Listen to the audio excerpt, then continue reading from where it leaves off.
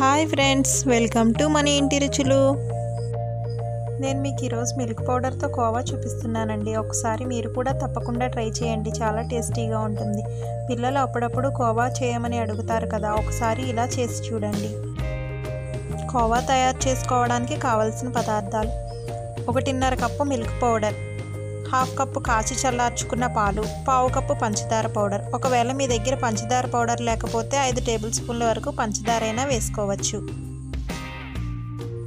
2 table స్పూన్లు నెయ్యి, కొద్దిగా ఇలాచీ పౌడర్. కోవా తయారు చేసుకోవడానికి ముందుగా స్టవ్ ఆన్ చేసుకుని కడాయి పెట్టుకోండి.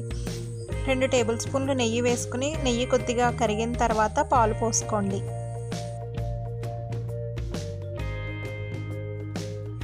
పాలు కొంచెం వేడెక్కిన తర్వాత మిల్క్ పౌడర్ వేసుకుని ఉండలు కట్టకుండా స్టవ్ సిమ్లో పెట్టుకుని కదుపుతూ ఉండండి.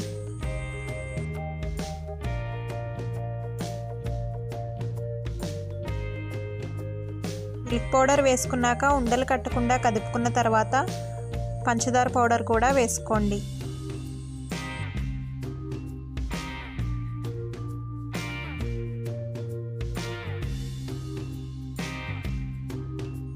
పంచదార పౌడర్ వేసుకున్నాక స్టవ్ సిమ్లో పెట్టుకుని కదుపుతూ ఉండండి. మధ్య మధ్యలో ఎక్కడా ఉండలు కట్టకుండా కదుపుతూ ఉండాలి.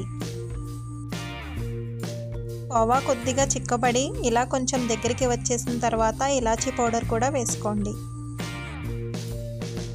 ఈ కోవా మనం పాలతో చేసుకునే కోవాలా చాలా బాగుంటుంది, ఒకసారి తప్పకుండా ట్రై చేయండి.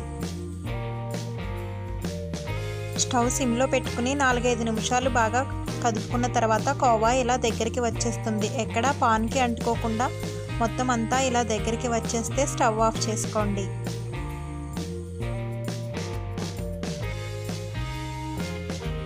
స్టవ్ ఆఫ్ చేసుకున్న తర్వాత కోవాని కొద్దిగా చల్లారనివ్వండి. గరిటెతో ఇలా కదుపుతూ ఉంటే తొందరగా చల్లారిపోతుంది.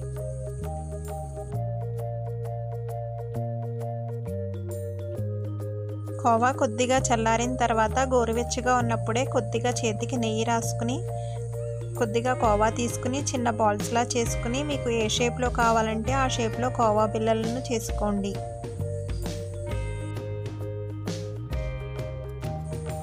ఎంతో సులువుగా చాలా టేస్టీగా ఈ కోవా రెడీ అయిపోయింది ఫ్రెండ్స్. మీకు కనుక నా వీడియో నచ్చినట్టయితే లైక్ చేయండి, షేర్ చేయండి. ఫస్ట్ టైం చూస్తున్నట్టయితే సబ్స్క్రైబ్ చేసుకుని పక్కనే ఉన్న బెల్ ఐకాన్ను క్లిక్ చేసి ఆల్ అనే ఆప్షన్లో పెట్టుకోండి.